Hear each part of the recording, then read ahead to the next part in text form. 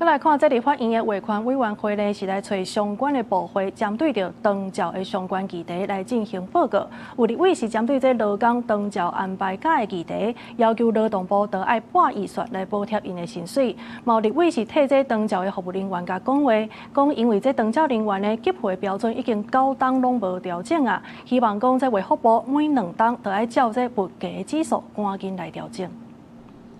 現在青壯年厝內有細漢囡仔，閣有老大人愛顧，照顧負擔兩頭燒。立法院衛權委員會請相關部會針對長照相關議題進行專案報告。民進黨立委林月卿提出數據表示，根據勞動部的調查，有76%的民眾無薪水，也需要長照安排假，而且有60%的勞工因為長期的照顧壓力，捌考慮過洗頭路。這代表需求已經很明確，而且正在發生。請問兩位部長，這個數據足夠支持你們推動長照安排假嗎？照顧不離職為目標的政策，我想我們當然都很願意來思考了哈。其實我們也在跟衛福部討論長照